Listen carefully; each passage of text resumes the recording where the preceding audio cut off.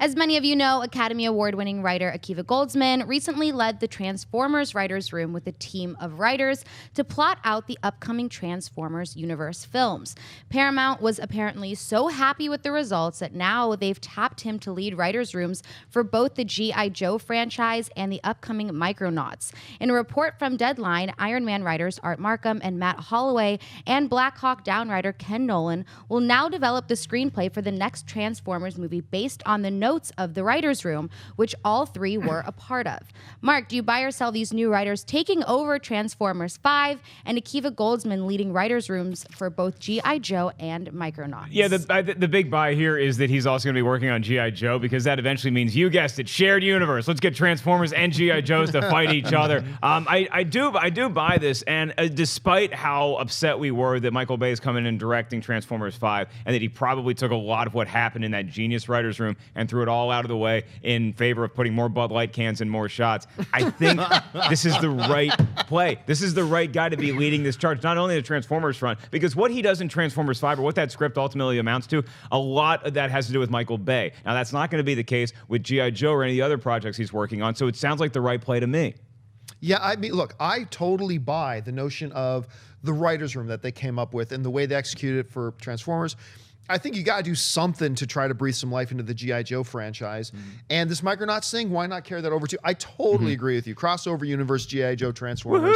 Probably not fighting against each other, probably fighting on the same side against, against Cobra and the Decepticons. Yeah, I want to be at the corporate merger between Cobra and Decepticons. that would be interesting. That would be interesting negotiations. And you bring in the guys who scripted Iron Man and the dude who scripted Black Hawk Down, who were part of that writer's room. That's great.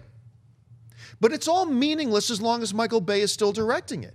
Because Michael Bay will sit down with his script and then he'll do whatever the hell he wants. Because he's Michael Bay. You know what, this scene, we need somebody humping a leg.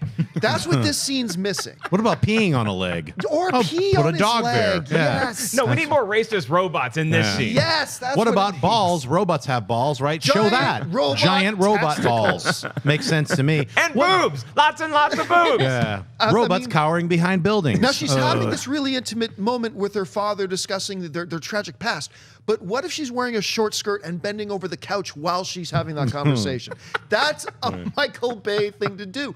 And so these are great writers, but and you remember, I'm one of the only guys in the world that I was totally behind Michael Bay directing the first one. And I thought he did a great job. Really, I like the first Transformers movie very, very much, but it has been abysmal ever since then.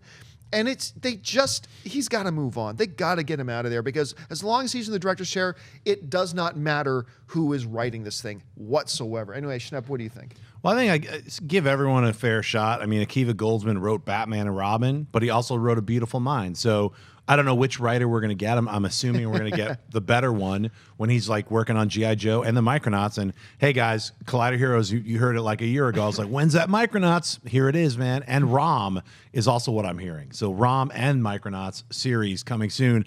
Are they going to make a team up with G.I. Joe, Transformers, and Micronauts shared universe? You better bet they're going to be G.I. Joes shrinking into the microverse, bringing Baron Karza as a villain to fight the Decepticons and the Transformers. It's going to be a freak out, freak fest.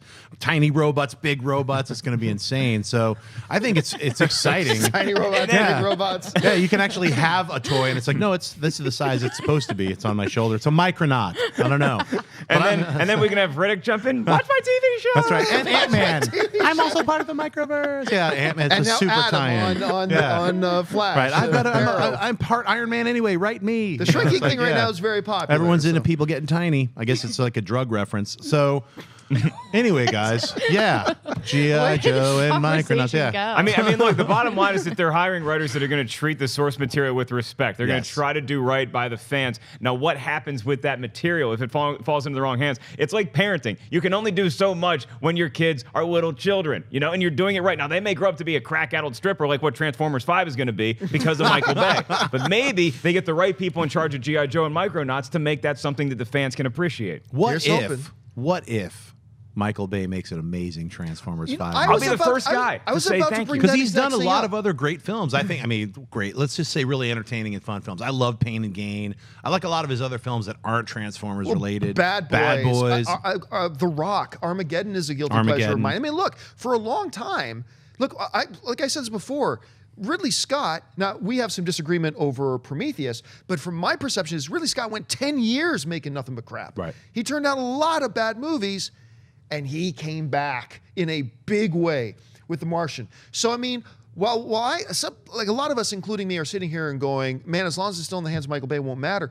Hey, let's not preclude the possibility that the Michael Bay of The Rock may pop back in and actually, if he gets a great script from these amazing writers and actually does some justice to it, who knows, maybe Transformers can get back on track. And that's what I'm thinking about 13 Hours, too, is you see that trailer and you're like, oh, this is Michael Bay. Holy God, this movie looks amazing. The guy's always been able to cut a great trailer together. Right. It's what the proof hasn't been in the pudding yet with any of the 4 Transformers movies, but 13 Hours, I'm going to be excited to see that opening weekend. Hey guys, if you like this clip, click here to watch the entire episode. Also, make sure you subscribe to our YouTube channel because it'll help you stay up to date with all the stuff we've got going on here at Collider.